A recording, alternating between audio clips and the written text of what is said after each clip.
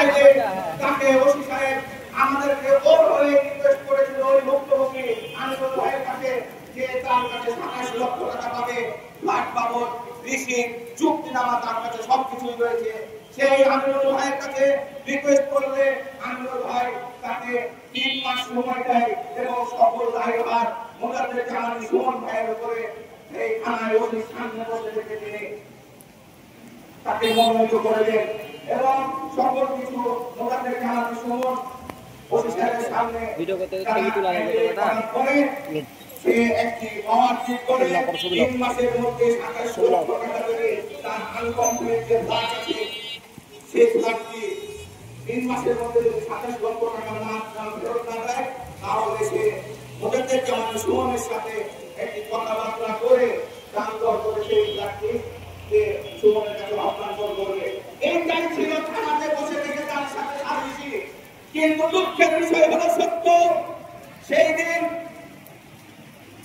যে ভুক্তভোগী একটি চিঠি করেছিল সেই চিঠিটিকে আমাদের কাছে প্রমাণ থাকার পরেও সেই চিঠিটি কি কারণে থানা থেকে হাইড হয়ে গেল সেটা আমরা বুঝতে পারছি না।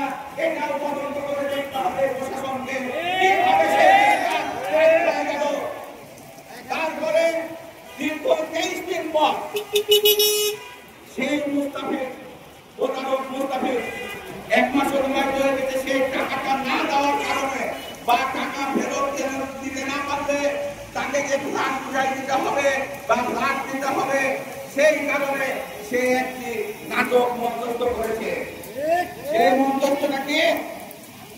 সে যুবদল নেতা, আমাদের যুবদল নেতা সুমন, আমাদের বিএনপি নেতা মিনু, আমাদের ছাত্রদল নেতা লেমন সহ স্বেচ্ছাসেবক দল যুবদলের অনেক পর্যায়ের নেতৃবৃন্দ সহ অনেকের নামে মিথ্যা মামলা দায়ের করেছে, যে মামলার সাথে এদের কোনো সম্পৃক্ততাই নাই। এবং এই মামলায় আরো কিছু নাম আছে, যে নাম বাদী ছিল কিনা সে ছিল কিনা আমি জানি না। আমরা যে আসামি, আমাদের আসামির মামলায় সেই আসামিটা আমরাই চিনি না, তাহলে কি বুঝতে হবে? পতিত সরকারের আমলে এই পুলিশ প্রশাসন আওয়ামী লীগেরা বিএনপির নেতা কর্মীদের নামে গোলা হামলা দিত, বিজলি চমকাত, বিএনপি নেতা কর্মীদের নামে গোলা হামলা দিত। সেই ফ্যাসিস্টের পেটাপ্তারাই আবার কোথায় থেকে কোথায় তার নাম কুড়িয়ে নিয়ে এসে এই মামলার মধ্যে ঢুকিয়ে একটি যুবদল ছাত্রদল নেতা ছাড়াবাড়ির মামলায় গ্রহণ করেছে। যে থানায় বসে থেকে সালিশ করে দেয়